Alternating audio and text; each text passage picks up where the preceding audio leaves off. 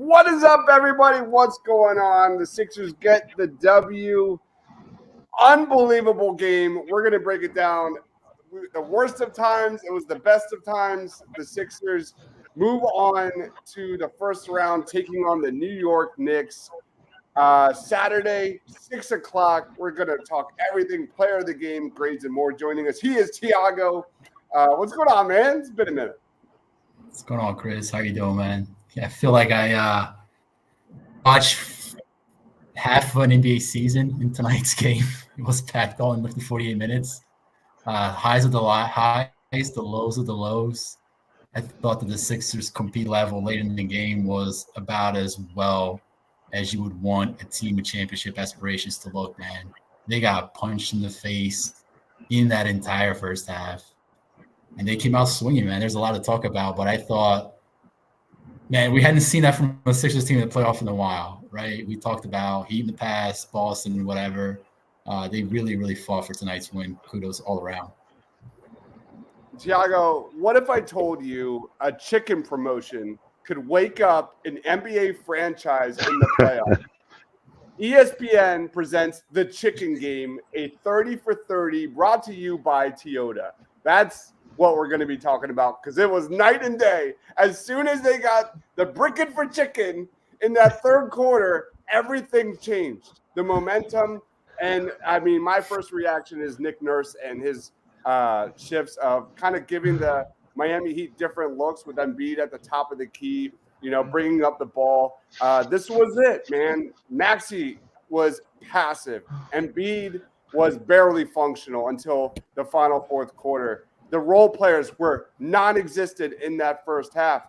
It really came down to Nick Nurse adjusting in the second half, and they delivered. They outscored the Miami Heat 66-53 in the second half, and that's the storyline. I'm sorry, I'll call it as it is.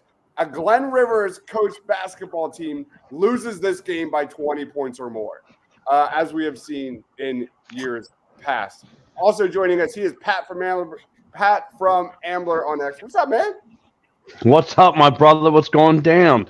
It's as Thiago mentioned, what a roller coaster! What an absolute roller coaster this was. I mean, how do you want to start? I mean, an ugly start. I went on Twitter immediately and I said, "What's going on, Nick Nurse? Do you have anything creative up your sleeve? Can you please do something?" I mean, this team was ice cold in that second quarter. I mean, they couldn't hit the backside of a barnyard. I mean, this was pretty bad. And there was Miami just creating plays, good ball movement, getting in space, making their shots. I mean, I was really, really frustrated. I'm like, what are we doing here? And then second half, a totally different team came out a little bit more hungrier, battled back, and one name, Nick Batum. And that's all you have to know. The player of the game. You don't have to go to player grades and all that. That guy just steals the whole show today. I mean, what a way to show up. I mean, just dropping your threes like he normally does, and then just playing defense. I mean, his defense today was absolutely sensational. So, what a game for the Sixers. Let's go to New York and let's go kick some tail. All right. Also joining us, here's Mitch Kowski. What's up, Mitch? What is up, man? For my pregame, the only thing I was saying is, what are we going to get out of Tobias Harris, right? What are we going to get? Like 2-2-2, 27-7-6? But then Batum out of nowhere. We've all been praising Batum for this entire season, all the little things he's been doing. And in the biggest part of this season, he steps up huge. I love it. I didn't like Embiid's body language throughout the game. I was just like, please go on the bench. I'm not liking that at all. I am not. Tobias still put up a stinker, but hey, we got the dub. That's a really good comment because I was ready to flip some tables on this postgame show with Tobias Harris out there with like 5:30 remaining in the fourth quarter. And kudos to Nick Nurse again for putting in Kelly Oubre. Also joining us, he is Sean Bernard. Give him a follow next at Sean_Bernard1, man. What's going on, dude? What a win, fellas. That Nico Batum, the Nico Batum game. We saw Joel Embiid, after really a pretty bad game overall, dominate down the stretch with the big three, the big and one, the awesome pass to Kelly Oubre. We saw the second unit, the complementary pieces step up. Buddy Hield, Nico Batum, Kelly Oubre. It just felt like a necessary win. And most importantly to me, they probably had their worst half of the season, picked themselves off the mat, and found a way to get the job done. It wasn't pretty. It was ugly, but it was necessary. So I'm hyped up after that one. Yeah, man. And this is the Nico Batum game, as you guys have talked about. And we're going to lead off with Nico Batum. 20 points. In that second half, man, he was arguably the best player on the court. And it was his defense. It was his perimeter shooting. The dude was just letting it rip. There was like a time in this game where it was basically Lowry and Batum just jacking it up from the perimeter. I'll throw it to you, Sean, first. Just thoughts on Nico Batum as we look at his his shot chart here. Yeah, they just straight up don't win this game without him tonight. That offensively, the most points he scored in the Sixers uniform, the quick trigger threes are so refreshing, and just all the winning plays. The block on Hero jumps to my mind. On both sides of the floor, he was absolutely terrific, forcing that backcourt. Just the smartest basketball player on the floor, no matter who else is out there. A perfect balance. The shooting, he opened up this offense entirely. The way that he started to break that zone, moving side to side, getting to new spots. And obviously his 3-point shot became a weapon. So they do not win this game without him. I don't even think it's a single digit game if he's not on this team. He's everything we wanted PJ Tucker to be and more. And I'm so happy he's here for the playoff run.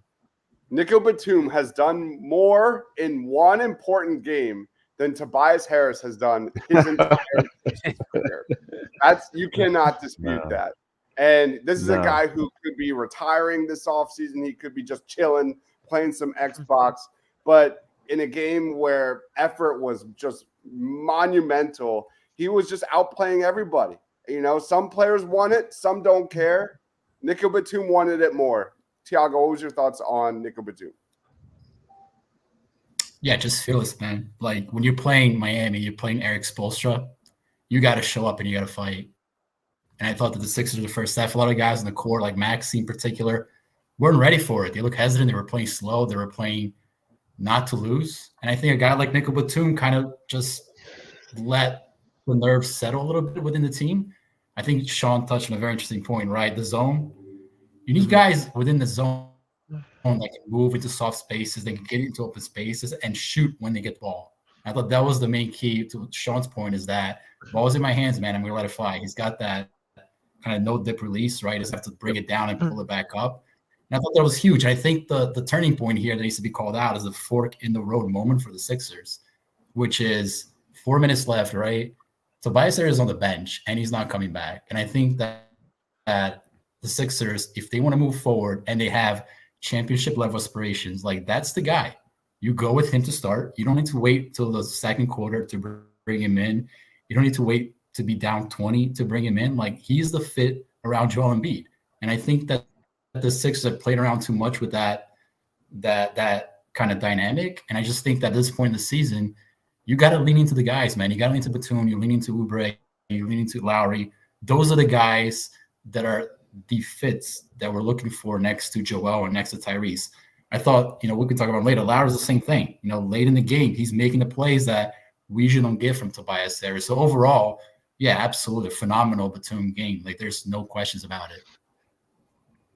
Tobias Harris was subbed out with 4:12 remaining in the fourth quarter. And if I look at the math here, they were down 91-88, and they won 105. So that's 12. They finished the game on a 17-14. It's not that crazy. All right. Anyway, Mitch, any thoughts on? Mitch, any thoughts on Nico before we get to some comments, because they're rolling in like crazy? It's just like the bench in the third quarter. Most of it is from Batum, but that was the spark we needed, man. That was the spark we needed. The team was not there physically and emotionally, mentally. They were not there at all for an entire first half. Second half, Batum turned it up, and same with Cameron Payne with that three-pointer in the corner. So, yeah, good job from Batum. in a game where Maxey was passive and Embiid was lethargic. Like, how about that putback by Nicolas Batum off the Maxey miss? Like, where did that come? Like, he was showcasing some athleticism there as well. That was impressive. That was straight up great. Any thoughts, Pat? No, listen, again, you're talking about Nicolas Batum. I mean, just the way look at the last couple of plays, right? When he's playing defense, he was almost like a decoy on the perimeter and could just smell someone coming down the lane and making some big blocks. I mean, like I said, he did it just like it's just phenomenal. Like you guys were just mentioning about the night and day of him being on the floor compared to Tobias. And if this doesn't open up Nick Nurse's eyes of what you need to do or what you should be doing of keeping 1A and 1F off the court, then you need to do this. This is what you need to roll with. You need to roll with Nick Batum. And again, just you saw. I mean, he was just 6 for 10 from the perimeter.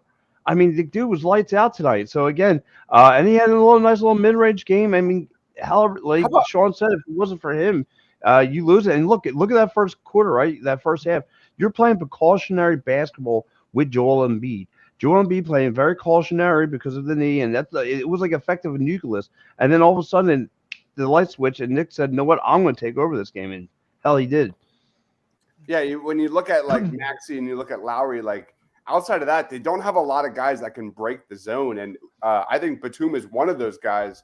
And you know, we can talk about the perimeter shooting and all that, and that's gravy. But how about the block on Tyler Hero in the final crucial nuts and bolts of this game with like 36 seconds remaining?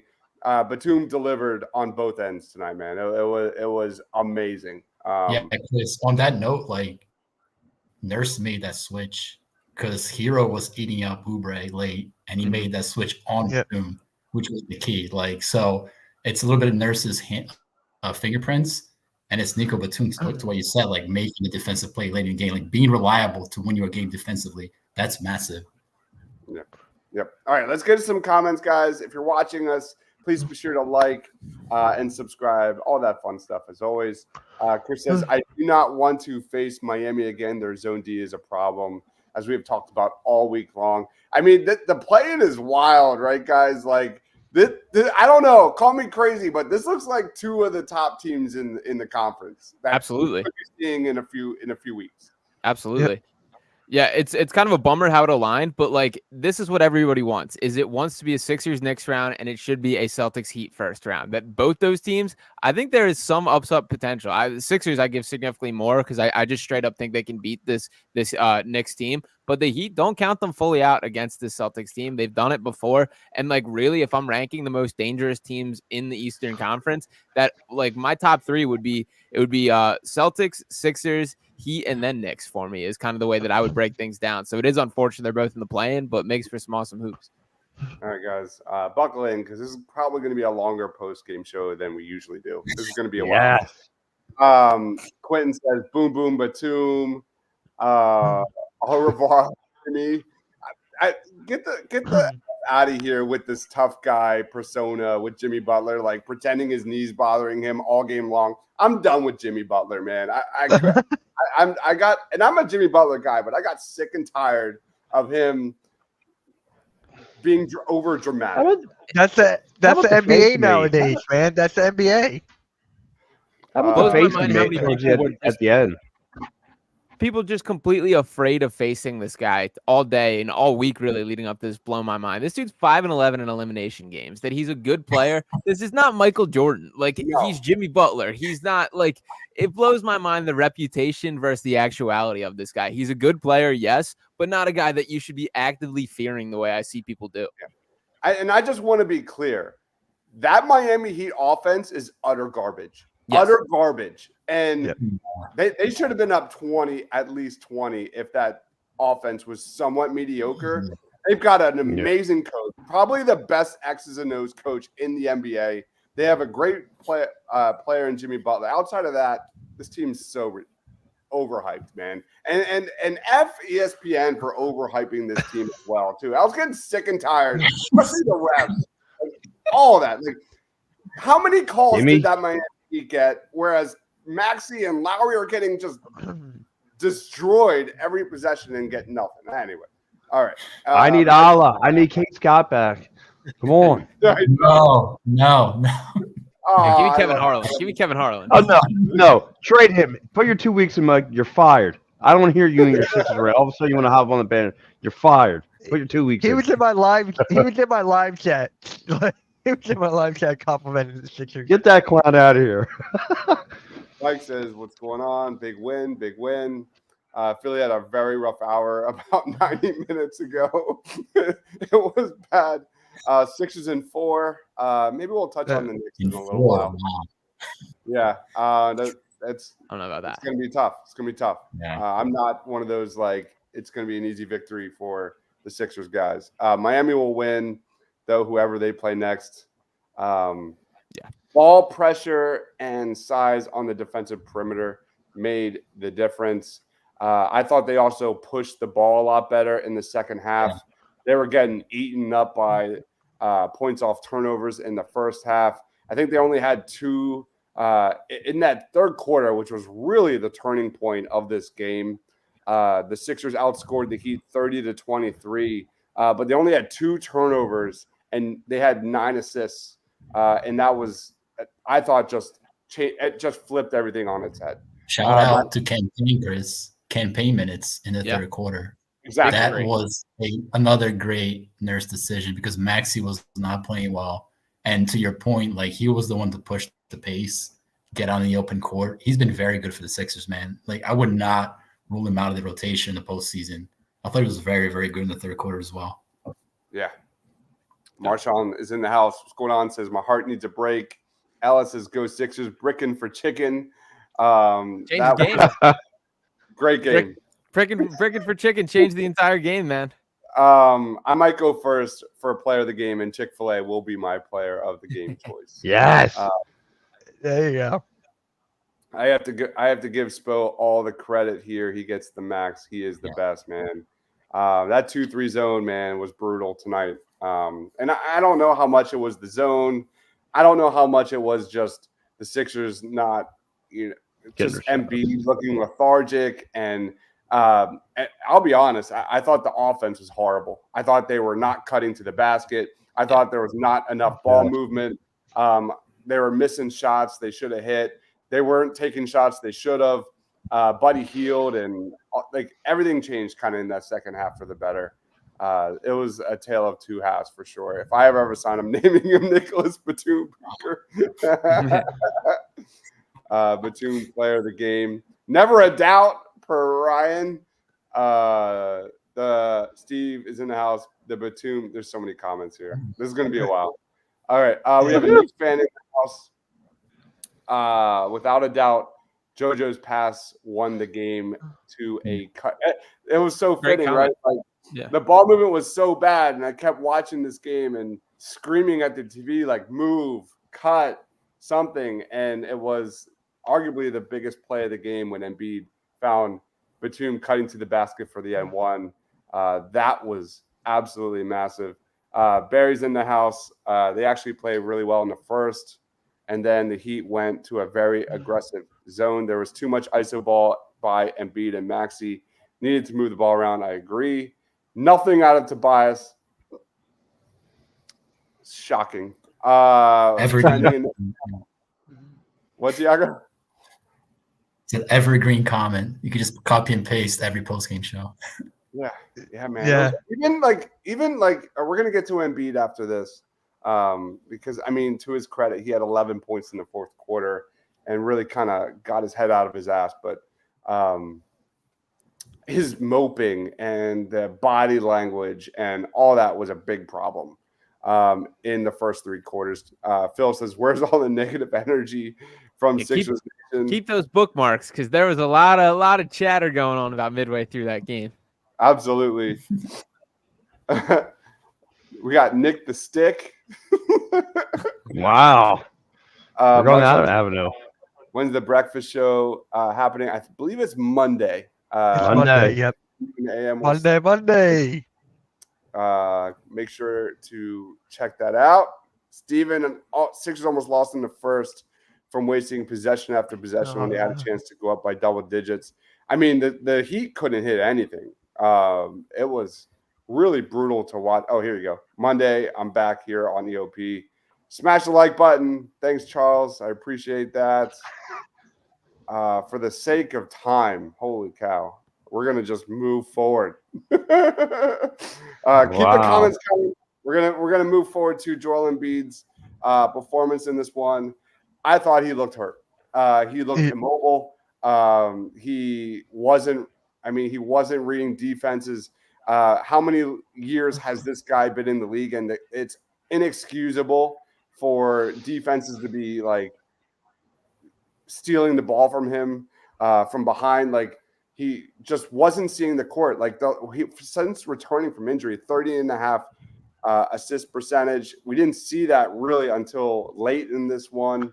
It was really tough to watch. It was like watching the Eagles and Jalen Hurts handle the blitz. Like it was honestly like watching a team manage the zone for the very first time. And that's kind of been Joel Embiid's tenure here in Philly, especially in the playoffs. But Pat, what were your thoughts on Embiid as I get this shot chart up? Like I said, just played very, very, to me, very precautionary in the first half. Just kind of, you seen he didn't, not so many times go to the cut to the rim, all that stuff. Kind of was making shots and was making some nice dishes to the outside, to the perimeter.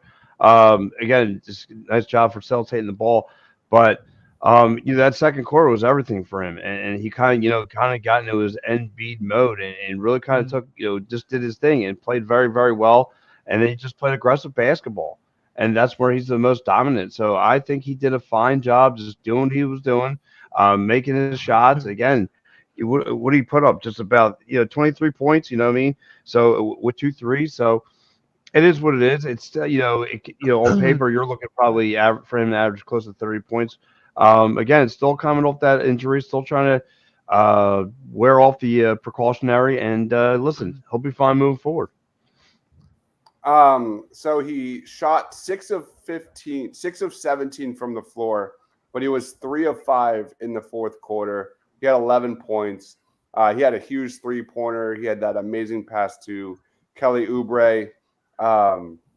Mitch, thoughts? It's just like Embiid stepped up in the matter of the moment. I mean, exactly what you needed. He looked bad all game, especially health-wise. He looked hurt. It's not exactly the best way of looking at it, but hey, if you could get the job done and your supporting cast help you out, that's all I need. That is all I need. Get better, Embiid, though. Yeah, he needs to turn it around, especially in a Knicks series that's going to go after him with a Jalen Brunson that's going to attack. Tiago, what did you see from Embiid? In my opinion, I thought Embiid's biggest takeaway from the first 3 quarters was just his body language. Like he looked disengaged. Mm-hmm. Yes, that's kind of, we've seen that from Embiid in the past, right, Chris? We've seen that in many postseason series. I thought we saw that again today. What really stood out for me in particular was the fact that he wasn't necessarily taking the ball to the basket. And I think that to me is an indicator that he may be more hurt than we originally think. Because he's a guy that when he gets an angle, right, he's shown that ability to dribble, drive, get to the rack, and dunk. And on a few occasions, he went up soft at the rim. He did not attack the matchup. At one time, he got Hero on a switch and passed the ball out to, I think, it was Tobias. I was like, man, like, you got to take that up, man. You can't just pass that off. Like, that guy is 6'2". So I thought he was thinking the game through too much at the beginning of the game. And, when we've seen Embiid completely crumble, right, against, again, teams like Boston, I thought that Embiid rose to the challenge. I thought in the fourth quarter, 5 minutes left, it was him fighting for an offensive rebound. It was him hitting that open 3, making that pass that you mentioned to Kelly Oubre. So I think if you have to net everything tonight, guy helps you win a game, man. Like, the guy was the main guy in the fourth quarter driving that win home. And that's what superstars do. It's not going to be pretty. And the fact that he's hurt makes it much, much harder for him this season. But I think, when we look at the zoom out and look at the big picture, I think we got the Embiid game that we needed, which was exactly that fourth quarter performance to lock down Miami. So, yeah, I think, we got to be patient here with him a little bit.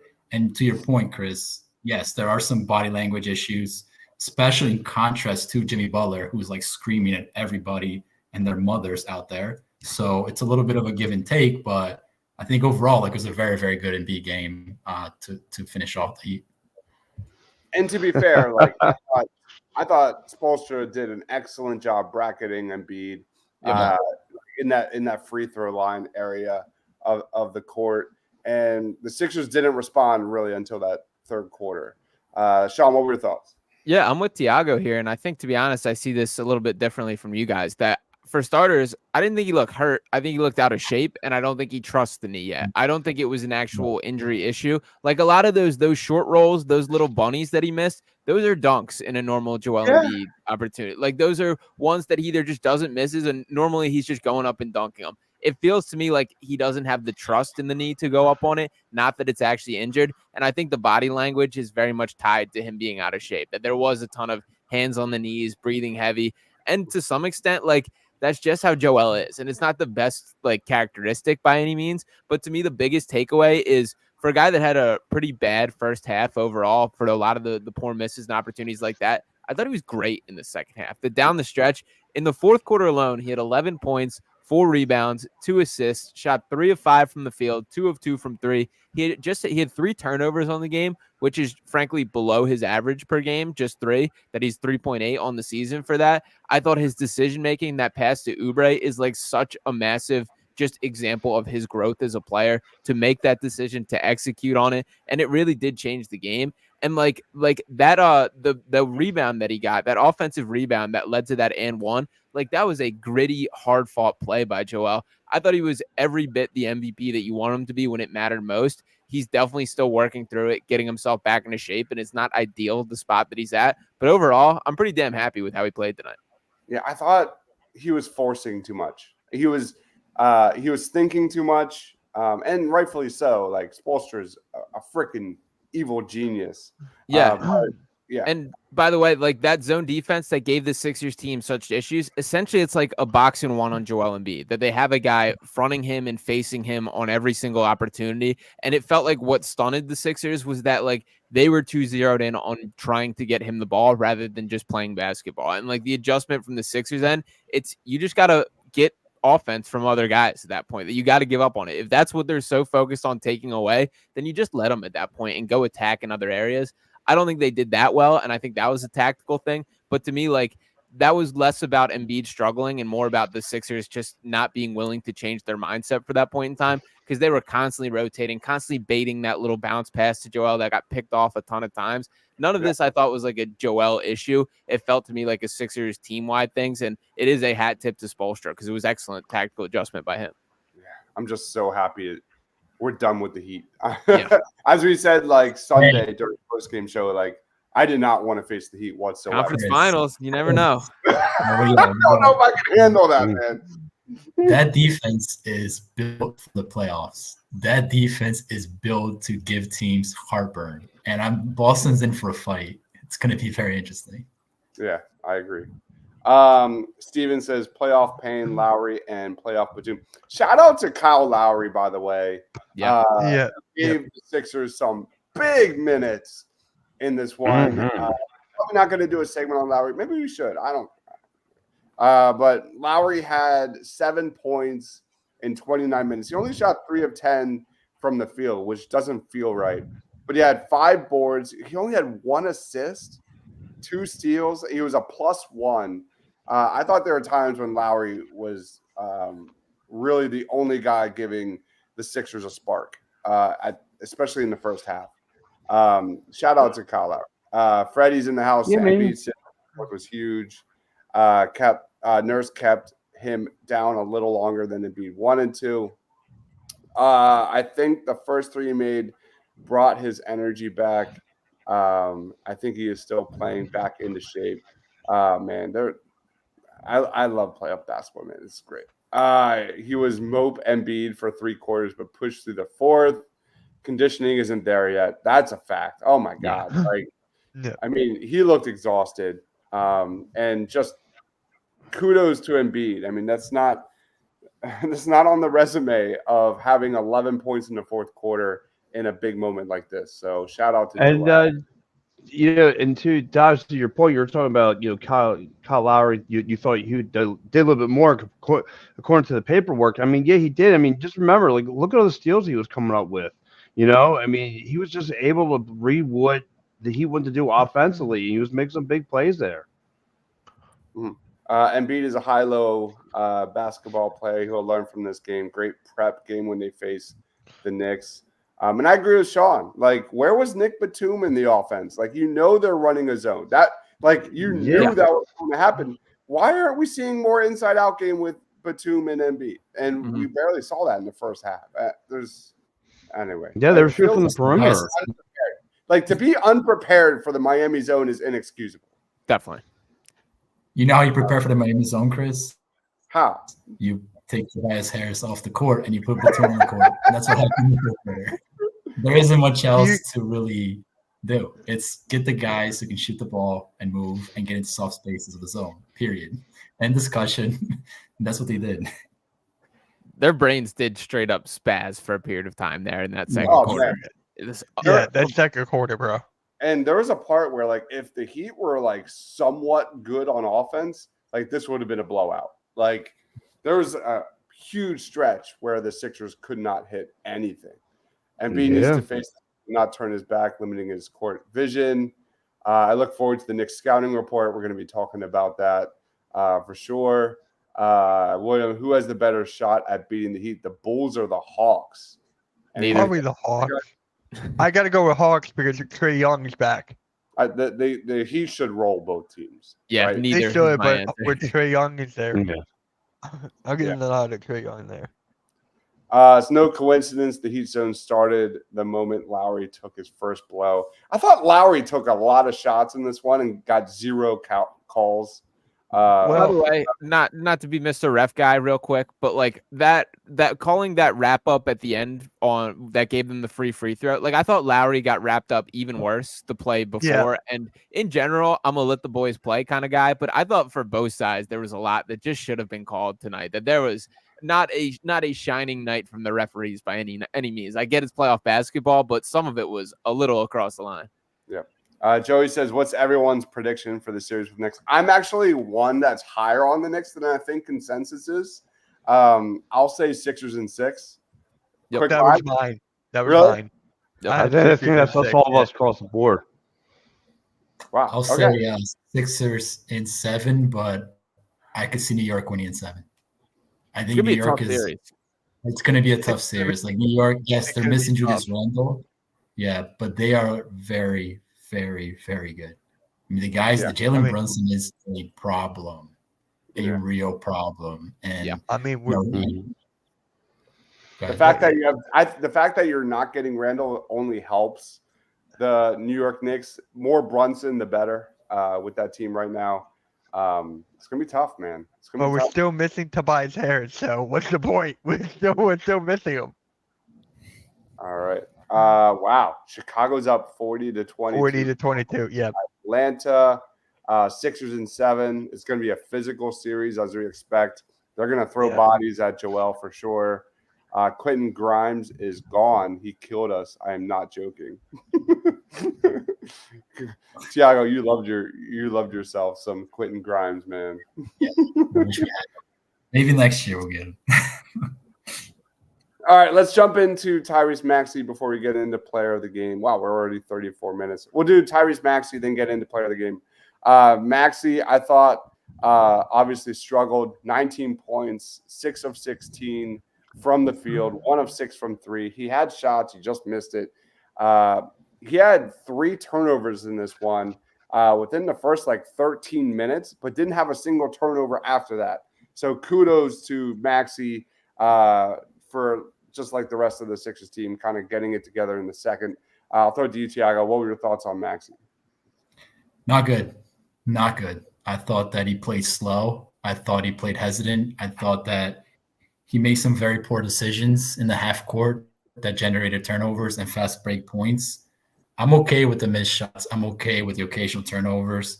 I'm even okay with the poor defense, but I think when the decision making starts being questioned, and that's what I saw in the first half in particular, that's a problem because you're the lead guard here, man. You got to organize the offense. You got to be able to keep the ball from going the other way off turnovers. So I think it was a poor Maxey game. I thought in the second half, to his credit, he didn't force it.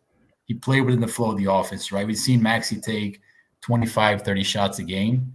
He said, hey, listen, like, we're just going to play through Embiid and Batum and Buddy and those guys. So to his credit, I thought he recognized the moment and didn't try to do anything extra. But like, the Sixers need more from Maxey. And this is a discussion for down the line because right now in the postseason run, like, they are a better team, in my opinion, with a bigger ball handler and Maxey playing off that bigger ball handler.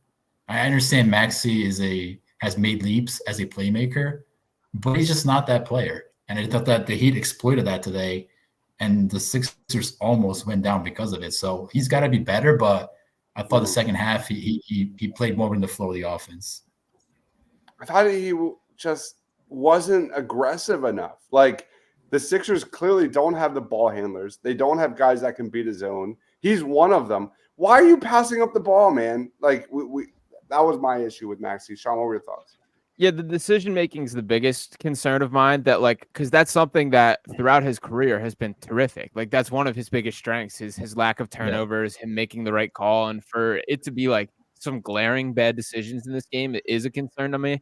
I think he struggled to, like the rest of the team, was interrupted by that zone, and specifically, I thought he had a more difficult time like turning the corner and getting downhill, which really opens up all areas of his game. The threat of the step back, his little mid-range pop, the floater, all those things are kind of built off that threat to get downhill. And there were just bodies behind each Heat defender that made it difficult to do that. In the long run, I'm not overly concerned that I think this is a learning experience for him tonight. So the Heat are a legitimately very good defense, and that's something that like he had to battle through.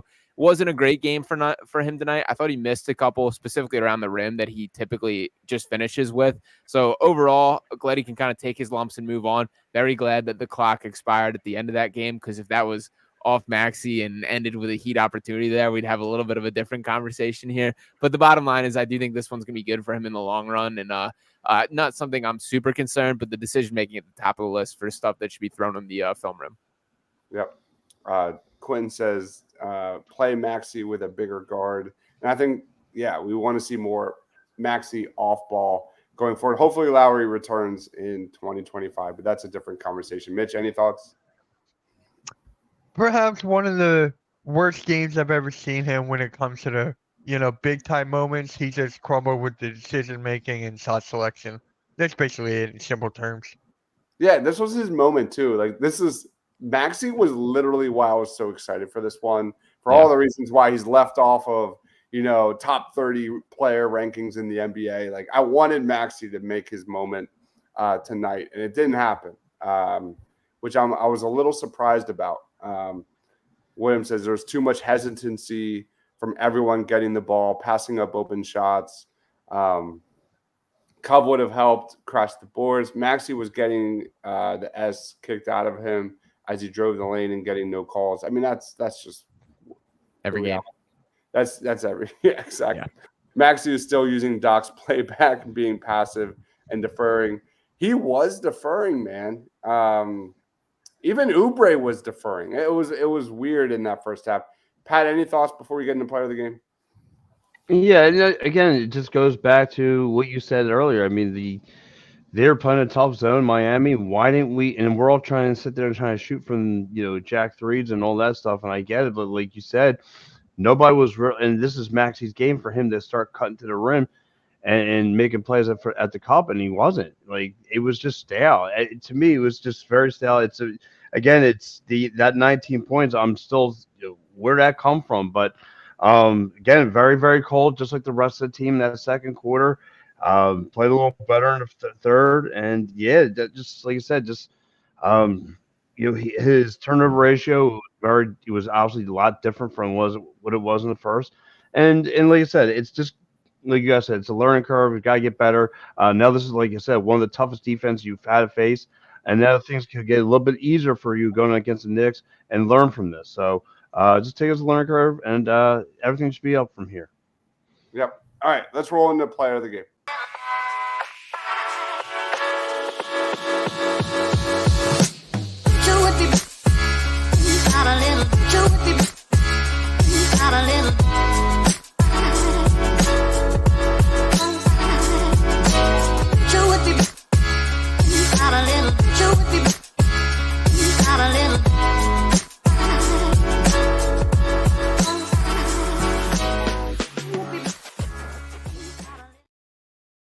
All right, Sixers player of the game. Tiago, you go first, man.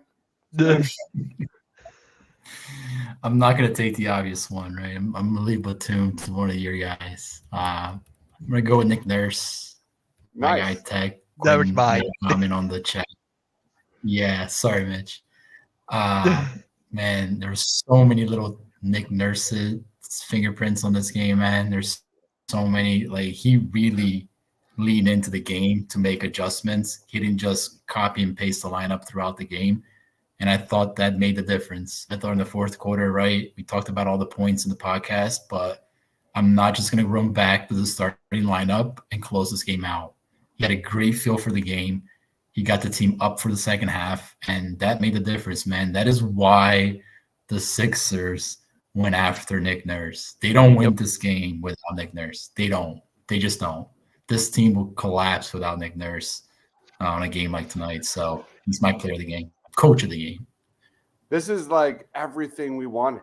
Yeah. This is literally everything we wanted. Like, honestly, heading into this year, this team would be graded during the playoffs, and the Nick Nurse making adjustments, getting the ball to Embiid in the fourth quarter.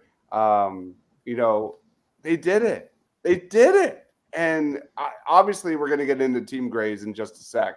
But my God, Mitch, who's your player of the game? All right, I'll take the layup here. I'll take Nicolas Batum. Just for the fact that it's just the third quarter and the second half alone, him stepping up. Yeah. All right, William. There you go. Good comment there. But yeah, I'm going with Nicolas Batum just for giving us that spark in the second half. Sean, who's your player of the game? It's Joel Embiid for me, guys. The MVP was the MVP when it mattered. The decision making down the stretch, for real, I think was like tangible growth for him. The way that like that pass to Oubre, that's gonna stick in my brain as like such a significant stride forward for him. The willingness to do it, the ability to execute, and for the Sixers for having a guy able to capitalize on that type of opportunity like Kelly Oubre. So for me, while he's still working himself back into shape, it still was not perfect for the entirety of the game. The first half specifically was rough. I'm really proud of the way that he kind of just battled through it, found a way to hit the big shots when it mattered, that three-pointer and that and one. So give me Joel Embiid for the player of the game. All right, Pat. Oh my gosh, man! I have to put my thinking cap on for this one. Give me Kyle Lowry. You know what? Screw it. I'm gonna have to go Kyle Lowry. Again, 7 hard-fought minutes, 7 points rather, 29 minutes. Again, making great steals. Again, to me, you guys are talking about that late spark energy. I think his veteran leadership adds to all that. I think he's on the bench talking to guys. I see that a lot. I think he's been your player of the game. Again, just being a real spark plug, fighting for balls, creating steals, communicating with the team, kind of direct them where to go. Give me Kyle Lowry for my player of the game. All right. And I already spoiler warning. I already did it. It was bricking for chicken. Of course. Chick-fil-A. Yes. Yes. Come on now. It was like a good wiener. Woke up this team and changed everything. It's really funny. I would love to see the stats after those 2 misses at the free throw line. Although I think they were pretty early in the third quarter. But my God, why not? I'm going to go bricking for chicken. I like the Lowry pick a lot. I'm a big fan of Lowry, his minutes in this one. Yes, the movie Swingers should have had Embiid in the diner because he's grown up. Honorable mention, Oubre had a bad game, but Good still comment. came up strong in the fourth quarter. I thought Buddy Hield in the second half also played really well. was way more active. He wasn't tentative from the perimeter. There was times in the first half where he had open shots and he wasn't taking them. But he did have like a blown layup that was ridiculous in the second half. But anyway, I thought Buddy Hield overall had a much better second half. Anyway, any other shout outs before we roll on to team grades? No, I think we nailed it. Guys? I just got one thing. You know when Game 3 is, Dives? What? Don't say Game it. 3 is on NFL Draft. Yeah, Game 1 is Saturday, Game 2 is Monday, and Game 3 is Thursday. That's a big problem. I'll be streaming it. I'll watch it. I'll take the hit. I'll do the post game. I'll be covering the NFL draft. That sucks. But anyway, let's get into our grades for tonight. Don't you hear it? Sweetness and light for my restless smile. Please give it a way to escape this world gone astray. You could give me a little peace of mind in these troubled times. All right, Sixers team grades for this one. My God, what a tale of two halves. A lot of bad, a lot of good. Why is Tobias Harris playing 30 minutes of the game? Because it's written in the commandments. It's the 11th commandment. Thou must play Tobias 30 minutes of the game. It drives me freaking nuts. Pat, how would you grade today's performance? I'm just going to go C. I thought because that first half was absolutely sloppy and garbage. Just because, like I've mentioned earlier before, I just thought they couldn't shoot, they couldn't defend. They were just Miami did whatever they wanted. They were creating space, getting plenty of flooring, them just shooting the rock from the perimeter. Did whatever they wanted. El Depot had some great big blocks, and then second half, a whole nother team came out. The real Sixers came out to play. So again, I'll give it a C. All right, C for Pat. What about you, Mitch? I'll give it a C plus, just for the fact that we got the win at the end. What's up, When Joey? it actually mattered, we stepped up. So I'm gonna give it a C plus, and C plus for Batum. Well, A plus for him, but he's the reason we won. All right, what about you, Tiago? Man, in what world do you beat the Miami Heat and not get an A? I mean, I understand it wasn't pretty, but come on now. What are we doing here? They dispatched one of the best teams in the East, in my opinion. I'll give them an A, man. It doesn't have to be pretty. They got out of the Boston matchup. They play the Knicks. Life is good. Yeah, man. A all around. This is a game that, again, I like the comment. I think it was Freddie. I could be wrong. But this is a game they typically lose in years past, where they don't make you want to see the Sixers come out in the second half and make adjustments, and it doesn't happen. And to their credit, they finished strong. What about you, Sean? Yeah, I give it a B plus for me. That I'm more so on Tiago's side here too. That I think the results are the results. That was a gritty, tough playoff win that I think this team just needed to see happen. A little too much struggling in the first half and poor performances for me to bump it up to an A and completely overlook at it. But I'm still very proud of the way that team picked itself off the mat, fixed some legitimate tactical things, made adjustments, and just fought. They just scrapped their way back into that game, because it wasn't even this was a game where it's like they flipped the switch, went on this big run, and took control again. It was little by little that it was you cut it to 8, you cut it to 6, and then all of a sudden it's a tie game, and they fought their way all the way back into it. It was a grown-up, mature playoff win. This is one to set the tone for this playoff run, and that was a legitimately good team that they beat. So shout out to the Sixers team, B+ for me. For the sake of, I was ready to kill this team. Yeah. This would be a very different post-game show about Joel Embiid, and the Sixers, the big picture and everything. I was doom and gloom, man, for a while. I was like, my wife was pissed at me because I was not talking to her whatsoever. Oh no! Are you gonna sleep in the basement? Joe says great growth by Embiid. Didn't mope. Oh, he did mope. He did mope. He did mope. Glenn would have lost this game. Apparently, DeRozan is killing Atlanta at this point. I mean, this is the Embiid moment we've been waiting for against a zone defense in a playoff big situation where, I mean, throw the injury out the window. That pass he made to Kelly Oubre cutting to the basket was big time. I thought the biggest issue with Embiid was he was forcing too much. He was thinking too much, and bam, that was a huge kind of. I'll throw it out there right now. That was one of my favorite Embiid plays of all time. That was right there. So, yeah, Quinn says best Sixers win of all in a long time for sure. Of course it is. So I'll go B for the sake of the fight and the grit and the Nick Nurse adjustments. I thought they were sensational in this one. I like the 5-out look we saw in that fourth quarter. I thought just giving the Heat different looks really kind of changed things up, and that was the difference. So William says Sixers got punched in the face and rallied up the W, something to build off of. They got a tough series with the Knicks.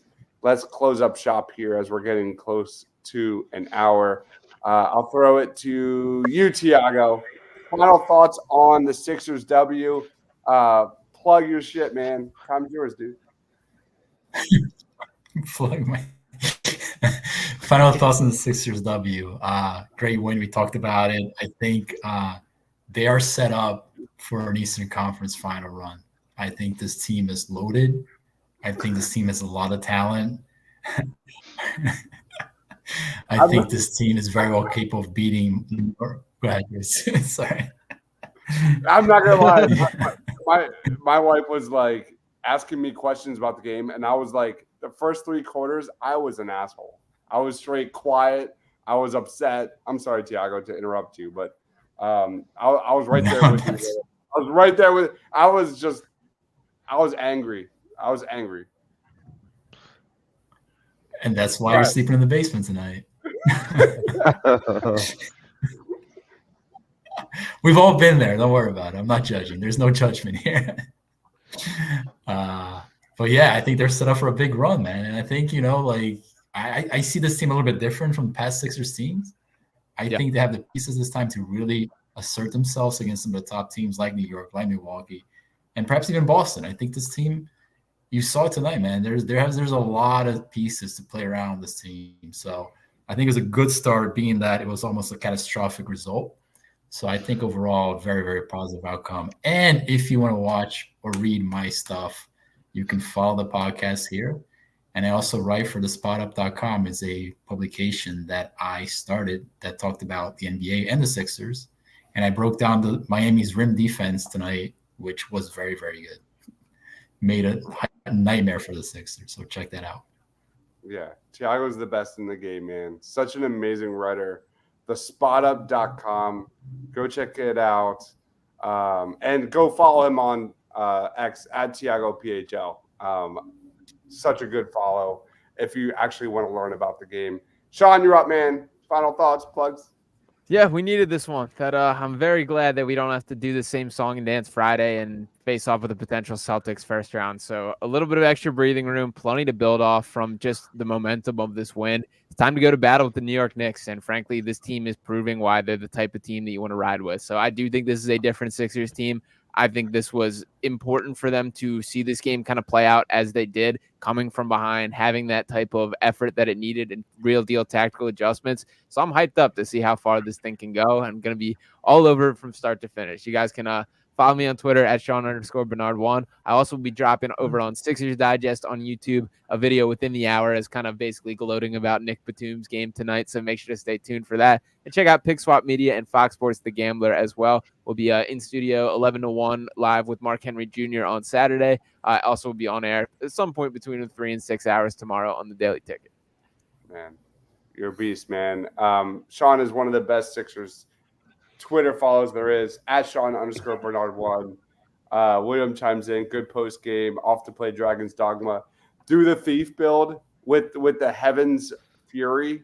daggers. They are outstanding. They destroy everything. I also play Dragon's Dogma. Like, I'm addicted. So great stuff there. Love the comment. That's amazing. Mitch, final thoughts, plugs. I was so nervous getting into this game just because of the zone factor itself. I know we were gonna have trouble going into it. The fact we got this dub, I'm still in shock. Like, I don't know what to think. But Nick's content creators are hitting me up left and right. So you're gonna see me on their shows throughout the couple days. So, and you can follow me on Twitter at Mitch Toxie, YouTube Mitch Toxie. I'll be here tomorrow talking Eagles on the Edge of Philly Sports Fly Like an Eagle podcast.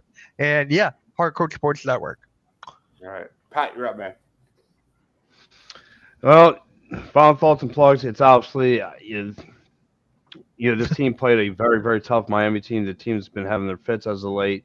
The Sixers battle through. Joel Embiid fresh off an injury coming off, kind of you've seen him still kind of battle through it, still playing precautious, and for them to kind of switch things up and battle through and figuring this thing out in the second half spoke volumes to me.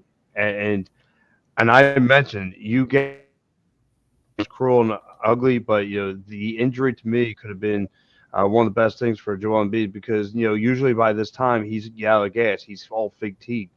Now he's kind of, I guess he's playing a little cautious, but wait till you give him some, maybe by game 2 of this Knicks run, he'll be in full throttle mode. He'll be ready to start playing his Joel Embiid basketball, and we saw when he's at his best basketball, that opens the floor for a lot of guys, and then you start it starts cooking through the bench, and then you can get guys like Buddy Hield start shooting. You get everybody start playing well. So don't count this team out. I'm with Tiago on this. I think this team's built for the long haul, moving forward. So gear up. So that's where I'm at. Yeah, if this was like the appetizer for what we're going to watch over this next couple weeks, man, it's going to be a lot of fun. Guys, thank you everyone for watching. Plugs, it's been a busy week. Monday night, we did a Monday night. Yeah, do you want to do plugs? Go ahead. I'm pumped up for the next years. I forgot to get my plug out real fast tomorrow night, talking Union Soccer right here on Edge of Philly Sports. And of course, I will be doing Phillies post-game show Saturday night here for Edge of Philly Sports, and then catch PM and the AM right here with me, Mike Lauro, Edge of Philly Sports, 9 a.m. Sunday mornings. Guys, we're going to be back Saturday night. That's going to be a lot of fun as we break down Sixers versus Knicks. Monday, this week, we did Eagles mock and Miami Heat preview, but you don't need to watch that. So last night we did an Eagles draft special on Birds of the Round Table. Go check that out. We did another show on a full first round mock draft of every team as well. Go check that out. And then I'm done for this week. This is my 4th show over the last couple of days. So I'm going to just chill until Saturday. We'll be back for Sixers post game then. One last time, go give Pat a follow on X at Pat from Ambler. Over there, he is Mitch Kowski. Give him a follow at Mitch Kowski. Down there at Sean_Bernard1. Go check out Pick Swap Media. I'm sorry, Mitch. Hardcore Sports Network as well. I'm all over. It's all good. And then Tiago. Go check out Tiago on X at TiagoPHL and thespotup.com. Thank you, everyone, for watching. We'll see you Saturday. Stay awesome, everyone.